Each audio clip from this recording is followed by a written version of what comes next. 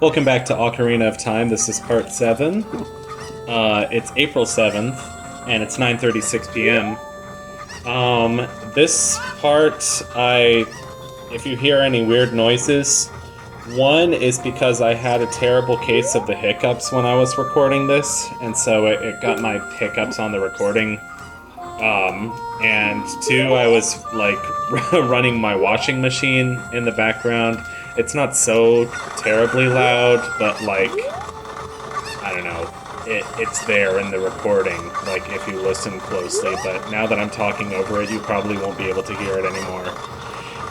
I was so freaking tempted to, cause right now I'm doing like the Cuckoo side quest in Kakariko Village.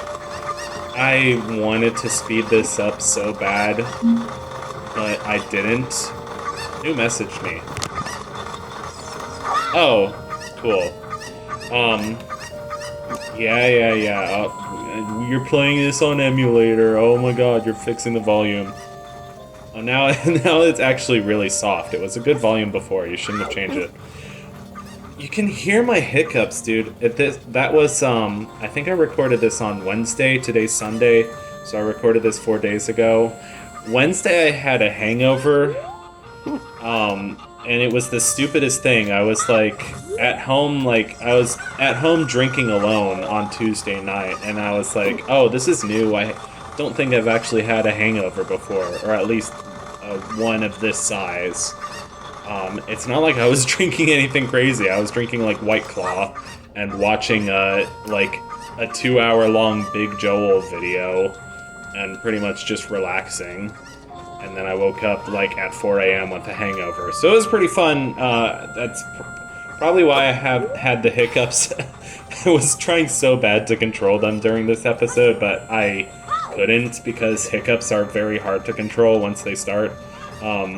I have very bad hiccups. I think I got them from my mother or maybe my grandmother, but I sometimes get them at school or out in public, and they're very embarrassing. I have to remember to like close my mouth as tightly as I can when I have them, because otherwise they will be the loudest and most obnoxious hiccups you have ever heard, and you don't want to hear them.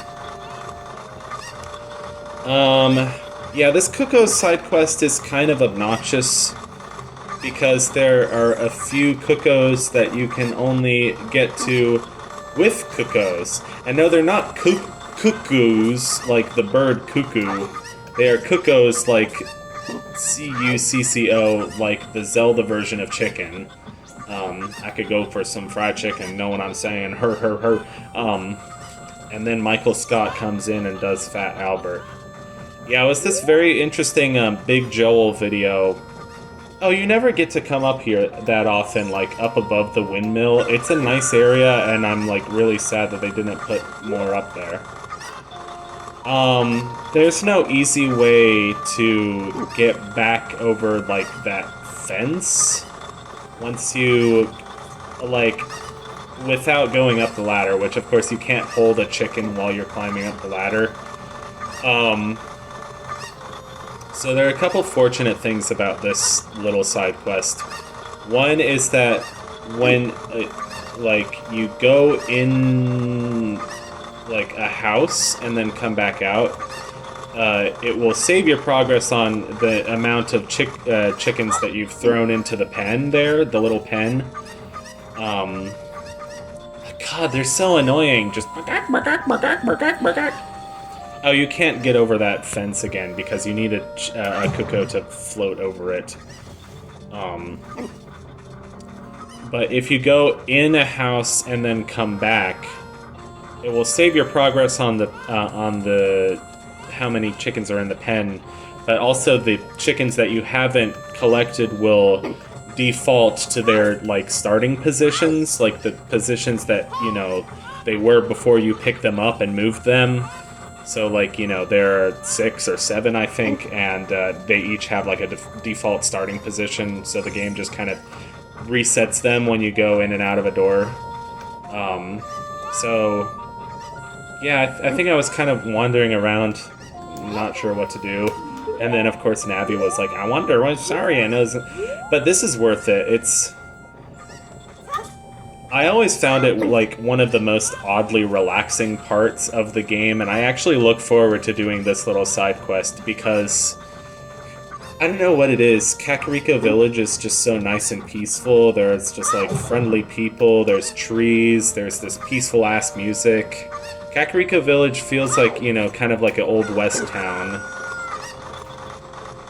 I guess now that I say that out loud, it makes more sense that this is like what they, or at least it makes more sense what they did to Kakariko Village in Twilight Princess. I always thought that Kakariko Village in Twilight Princess and Kakariko Village in Ocarina of Time felt nothing alike because Kakariko Village in Twilight Princess, please don't make me say that again, is so dry and deserty, whereas this one is more like trees and grass and I don't know, it just feels like more temperate or less arid. This guy's blocking the way. He's blocking the way because he's rude. I mean, you could always start an OnlyFans. Wow, he made a topical joke about OnlyFans. Wow, it's so topical post-2022 to make a joke about OnlyFans. Wow, he's so... wow. And everybody got it because everybody knows what OnlyFans is. Do people know what Patreon is? Do people know what Kickstarter is? I don't know why I'm comparing. I mean, I guess those are also like subscription services where you can support your favorite content creators. Just, you know, on OnlyFans you can support porn. Yay for porn. I'm sorry. I hate a bad kid. What does this say? What a bad kid trying to enter... Oh, such a bad kid that he deserves to hear some juicy gossip. Spill the tea. Oh my god, he said spill the tea in 2024. He's so hip and with the times. The boss's son has depression. Oh, I fell into this hole. The holes in this game are so weird. They're so random. Like, sometimes they'll have a cow in them. And growing up playing this game, I never knew the significance of the cows, so I was just kind of like, wow, they were so weird programming this game. They put, like, these cows in these weird hills. Again with the hiccups. So if you go over here and actually throw it over, that should be good. Yeah? This kind of reminds me of a game that I should do a Let's Play of soon, honestly. Space Station Silicon Valley, where the second level of the game is you have to get like 4 sheep into a pen, or 3, I think.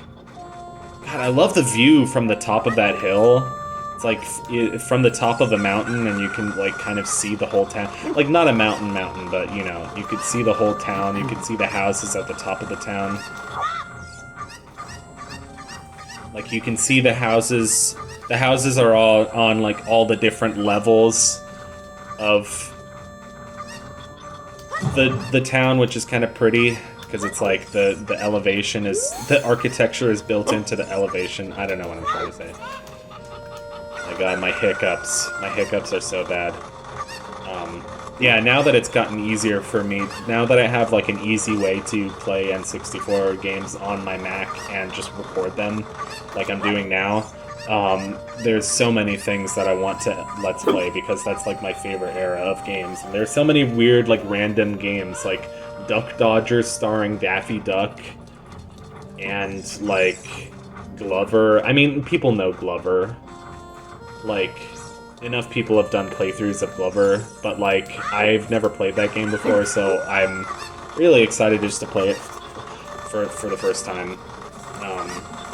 Also, like,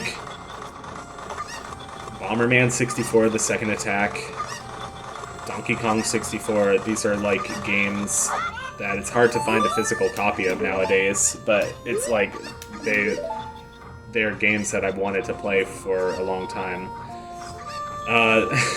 Yes, canonically, that's like the same character model as Andrew from Majora's Mask, because, as you know, all the characters in Majora's Mask are recycled from Ocarina of Time.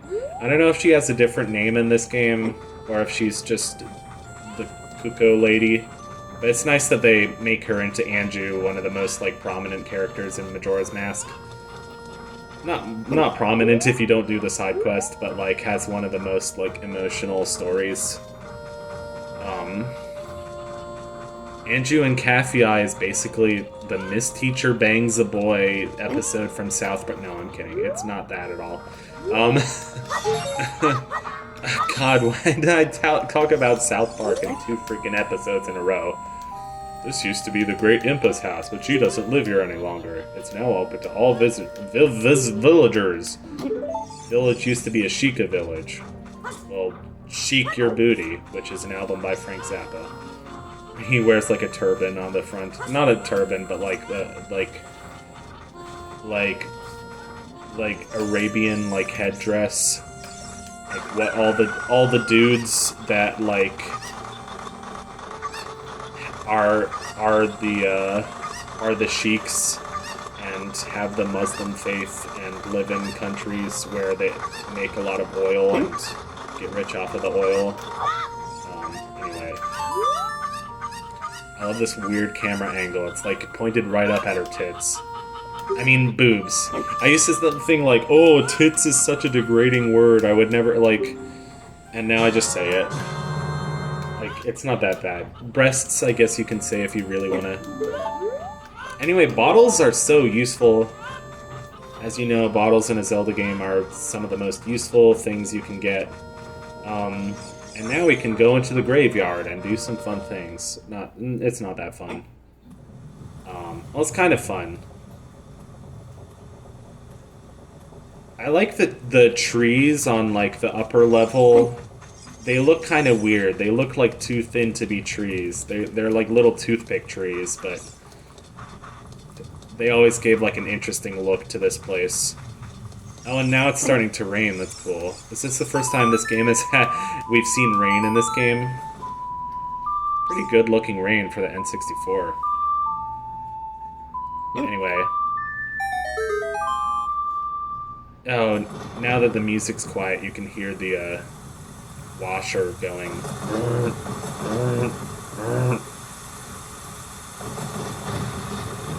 I always thought that one super close-up shot of, like, Link's eyes was really creepy. Probably a lot of people have thought the same, felt the same way, thought the same thing. Oh my god, there's a perfectly square-shaped hole in the ground. So yeah, probably lots of people have pointed this out, but the reason that you play Zelda's Lullaby when you see the Triforce is because you're supposed to know it because the notes of Zelda's Lullaby, when you look at like the C buttons you're pressing and then you look at it on the sheet music later, or as you're playing it, you know what I mean? They make the shape of the Triforce, which is a really cool detail. It's the Ocarina of Time is probably... We don't even have the Ocarina of Time yet, but, you know, the Ocarina is one of the most creative, like, uses of the C buttons. The C buttons, like I mentioned before in numerous episodes, the C buttons are, like, the weirdest feature of the N64 controller. No other controller is modeled after the N64 controller, with the weird, like, third leg design. It's such a weird controller. But such a great system, such a great console, so many nostalgic classics.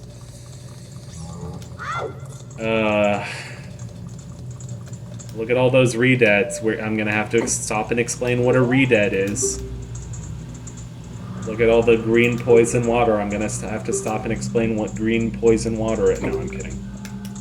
This is an interesting poem. It's by Percy Bysshe Shelley. What a guy, Percy Shelley. He's my boyfriend. Percy Shelley is my boyfriend. No, that would be Walt Whitman. Walter. Oh, I fucked it up. I'm so stupid. Walter, I'm not having sex with you right now, Walter. A person opens their door and gets shot, and you think that of me? No, I am the one who knocks. God, that's such an overdone quote. I'm sorry.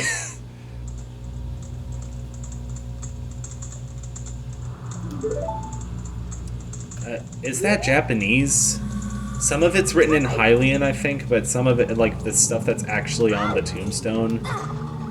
So if anybody reads Japanese and wants to pause the video, or, like, has actually researched what the Japanese on that tombstone means, very scary situation right here. Down to 1/4 health.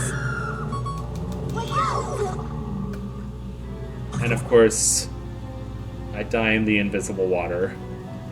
Which wasn't invisible a second ago. And like 1 pixel of Link's boot is poking out through the green smoke. And I can hear the washing machine. And I can hear my hiccups. Wow, what a great episode. So, thoughts of the day.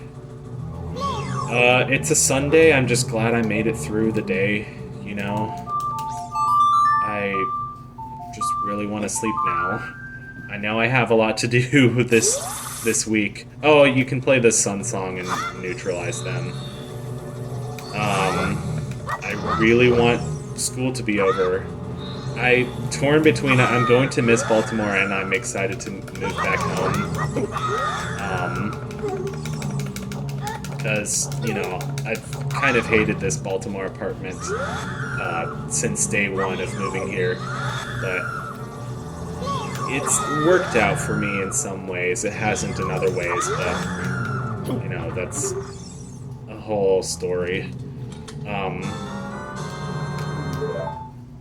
I don't know. Yeah, the weather's getting nicer. It's really sunny. It's like I forgot how hot the sun could be, but not really. And the trees and the flowers are looking nice. There used to be like all those like initially when like the first trees blossom, it's just all white. And they smell so bad. They smell just like spunk. And, like, it's a type of tree called a harbor pear, which, like, the blossoms smell just like spunk or jizz or semen or whatever you want to call it. I call it semen because I'm a big boy. No, I call it cum. Because, like, I'm gonna come. Whatever. But I just thought it was funny. Now it's starting to smell a little better. It's like, more of, like, the actual blossoms and leaves and flowers are coming out, and not just those, like, white ones. It's so funny to me that they're the big white blossoms and they also smell like cum, so it's like a double whammy. I don't know why it's a double whammy. But, like, I always thought, like, things smelled strange that time of year. I don't know if like those harbor pear trees are like more of a recent development, or if they're like in some cities and not others. Let me know in the comments what city you live. No, I'm kidding. You don't have to do that. Rocco v London, Rocco in Chicago, Wheaties, Breakfast of Champions. There's a deep reference for my folks who are cool. McDonald's is the place to be, where you go and hear the rock music. Rock and roll McDonald's, rock and roll McDonald's. Anyway, here's the part of the game that's super fun and exciting, where you get to come to Kakariko Village, and at night specifically, and get all the Skulltulas that are here. There's like a ton. So there's some that you can't get without the like the next major item, but we'll just have to pay money. No, I'm kidding. We'll just have to be patient and get those when the time comes. I'm gonna try to get every Skulltula in this game. I know I've been bad recently about, like, doing, like, 100%ing games and not 100%ing games. I think just because, like, I like starting new projects, and sometimes it's hard for me to finish old ones. I love the sky. The sky looks so good. Um, it does, honestly. Like those clouds, like, look just like how it looked today. Um, but this game, I feel like, you know, same with Majora's Mask, like, it's just my duty to get every heart piece and every Skulltula in the game, because that's, like, what I did growing up playing this game. Like, it was my duty to get every single heart piece and every single Skulltula, because I could. You know, because, you know, it felt virtuous. I don't know why the hell does anyone else complete a game when it's hard.